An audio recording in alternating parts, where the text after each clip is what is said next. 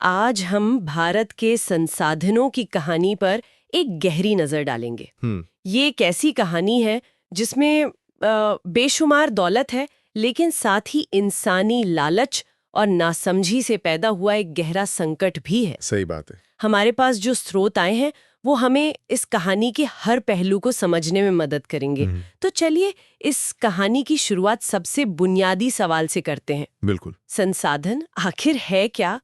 क्या हवा, पानी, पत्थर सब कुछ संसाधन है? ये एक बेहतरीन सवाल है, क्योंकि यहीं पर ज्यादातर लोग गलती करते हैं। हाँ। हर चीज संसाधन नहीं होती। अच्छा। हमारे आसपास मौजूद कोई भी चीज संसाधन तब बनती है जब वो 3 शर्तें पूरी करे। ओके, 3 शर्तें। पहली, हमारे पास उसे इस्तेमाल करने की तकनीक हो।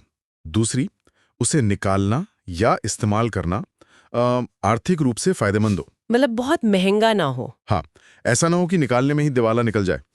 और तीसरी, जो शायद सबसे जरूरी है, समाज उसे अपनाने के लिए तैयार हो। मतलब पत्थर हजारों साल से मौजूद था, पर वो संसाधन तब बना जब इंसान ने उसे औजार बनाने की तकनीक सीखी। बिल्कुल सही। ये तो नजरिए की बात हो गई, और इसी लॉजिक से इंसान खुद सबसे बड़ा संसाधन हुआ, है ना? बिल्कुल। इंसानी तो है जो अपने दिमाग से किसी बेकार पड़ी चीज को कीमती बना देता है।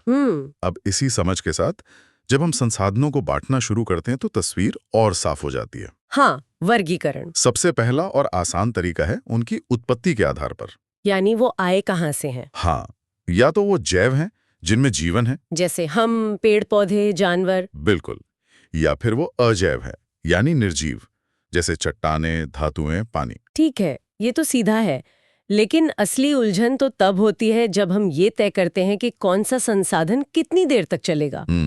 मेरा मतलब है नवीकरणीय और अनवीकरणीय। हाँ, रिन्यूएबल और नॉन रिन्यूएबल। ये दूसरा वर्गीकरण है समाप्यता के आधार पर। राइट।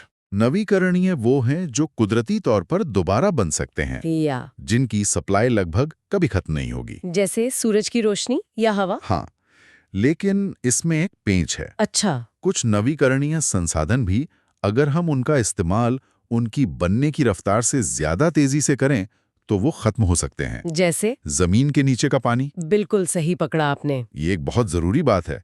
हम सोचते हैं कि जमीन का पानी तो नवीकरणीय है, बिल्कुल, बारिश से फिर भर जाएगा। बिल्कुल, पर जिस रफ्तार से हम उसे निकाल रहे हैं वो दोबारा भर ही नहीं पा रहा। तो एक तरह से हम उसे अनवीकरणीय संसाधन की तरह इस्तेमाल कर रहे हैं। हाँ, बिल्कुल। और अनवीकरणीय तो वो हैं ही जिन्हें बनने में लाखों साल लगते हैं। कोयला, पेट्रोल। हाँ, एक बार जला दिया तो वो हमेशा के लिए खत्म। अब आते हैं तीसरे वर्गीकरण पर, जो बहुत दिलचस्प है। मालिकाना हक के आधार पर। जी हाँ, ये जानना जरूरी है कि किस चीज पर किसका हक है, क्योंकि सारे झगड़े तो यहीं से शुरू होते हैं। सही कहा।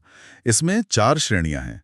पहला, व्यक्तिगत। आपका घर, आपका खेत। सही। दूसरा, सामुदायिक। गांव का तालाब, पार्क, शमशान, जिस पर पूरे समुदाय का हक हो। तीसरा, राष्ट्रीय। देश की सीमाओं के अंदर जो कुछ भी है वो सब देश का है। इसमें वो समुद्र वाला नियम भी है ना? हाँ, इसमें एक खास बात है।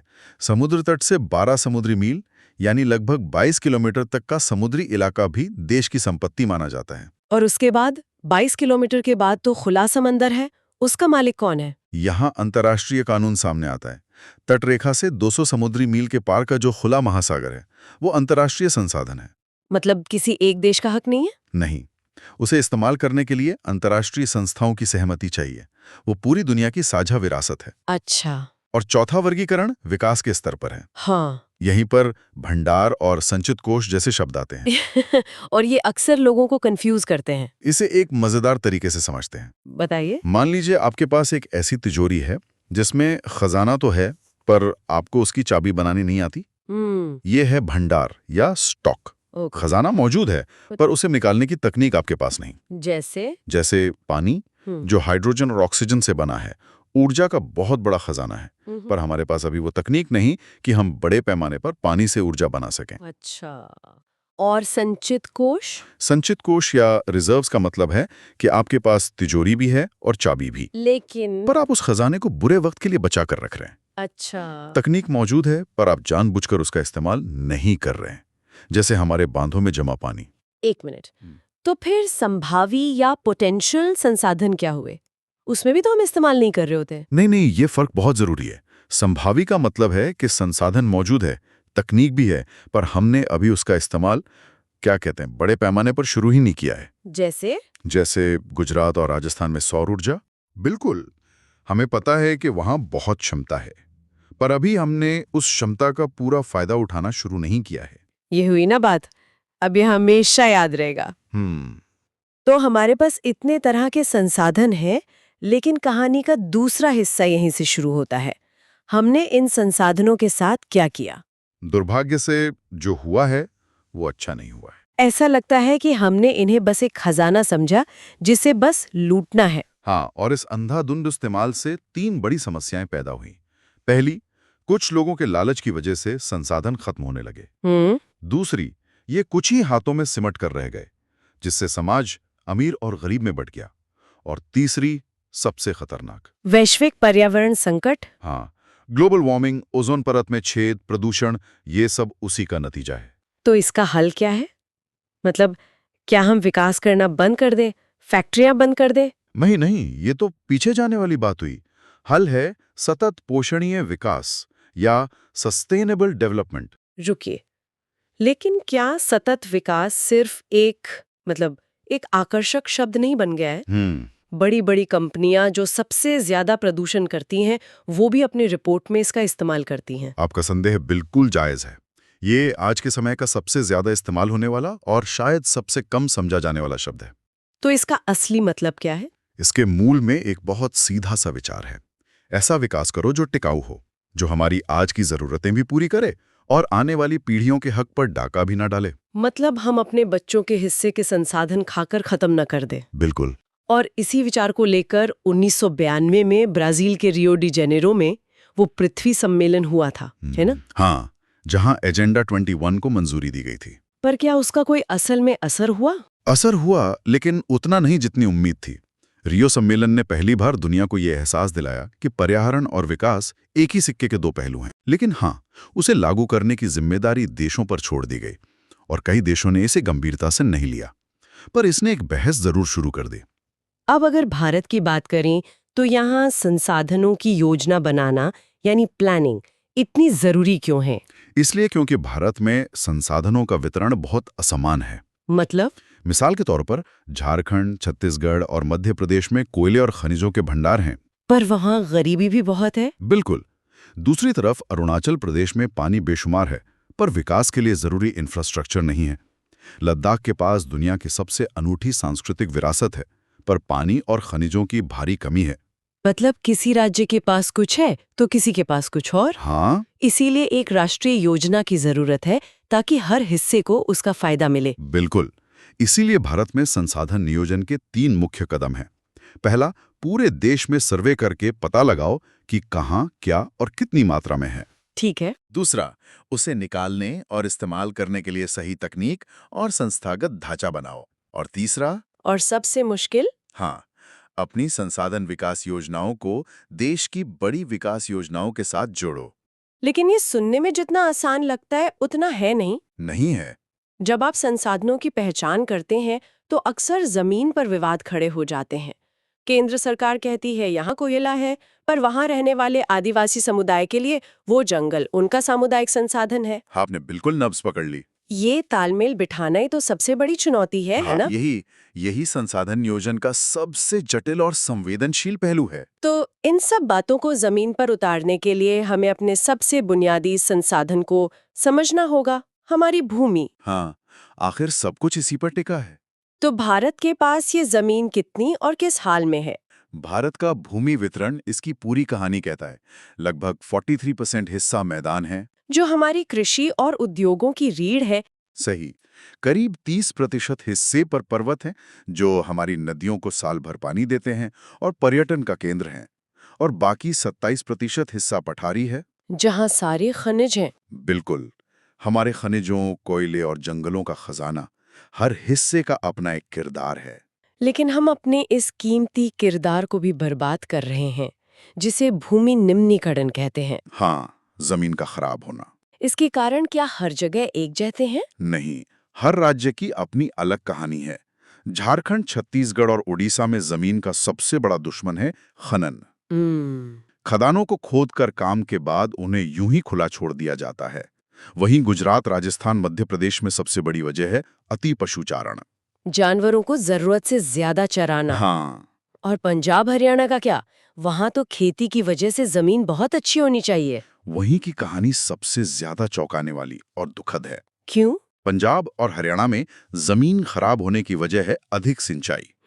ज्यादा उपज देने वाले बीजों को ज्यादा पानी चाहिए था और मुफ्त बिजली ने किसानों को जमीन से अंधाधुंध पानी निकालने के लिए प्रोत्साहित किया। अच्छा। नतीजा ये हुआ कि जमीन में नमक की मात्रा बढ़ गई और वो धीरे धीरे अपनी उपजाऊ शक्ति खो रही है। तो इसे बचाने के लिए क्या किया जा सकता है? उपाय बहुत सीधे हैं, पर उन्हें लागू करने के लिए इच्छा शक्ति चाहिए। सबसे पहला, ज्यादा से ज्यादा पेड़ लगाना। दूसरा, चारागाहों का सही प्रबंधन। रेतीले इलाकों में पेड़ों की कतारें, जिसे रक्षक मेखला कहते हैं, शेल्टर बेल्ट्स, हाँ, वो बनाकर टीलों को स्थिर किया जा सकता है। और खनन पर सख्त नियंत्रण। जमीन के बाद अब आते हैं उस चीज पर जो जमीन को जिंदा बनाती है, मृदा यानी मिट्टी। बिल्कुल, कहते हैं कुछ इंच मिट्टी बनने में लाखों साल लग जाते हैं। तो ये बहुत कीमती है। ये एक जिंदा चीज है। ये सिर्फ चट्टानों का चूरा नहीं है। भारत में 6 मुख्य तरह की मिट्टियां हैं। 6 तरह की? हाँ, और भारत की खाद्य सुरक्षा का नक्शा सीधे सीधे इन मिट्टियों के वितरण से जुड़ा हुआ है। जहां जहां जलोढ़ मिट्टी है, अलूवियल सॉइल, हाँ, जो नदियों द्वारा लाई जाती है, आप देखेंगे कि ऐतिहासिक रूप से वो सबसे घनी आबादी और सबसे अमीर कृषि वाले इलाके रहे।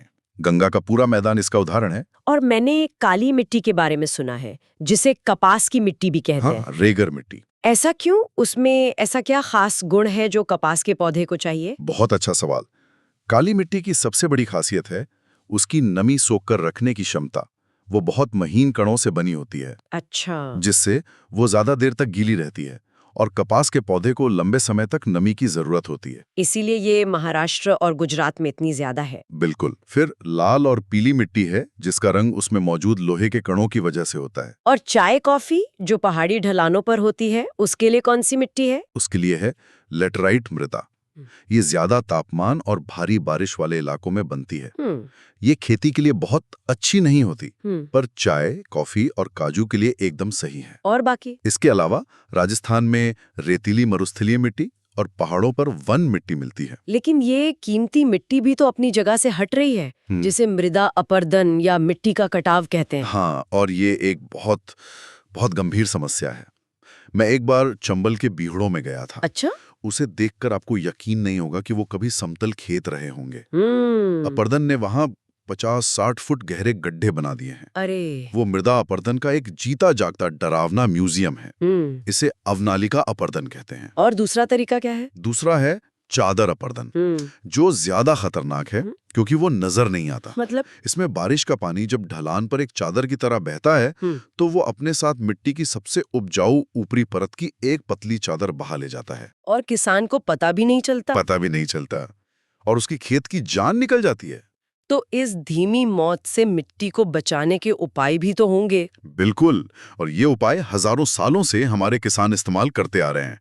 जैसे ढलान वाली जमीन पर समुच्च जुताई, कांटो प्लॉइंग। हाँ, यानी ढलान के आर पार हल चलाना ताकि पानी की रफ्तार कम हो।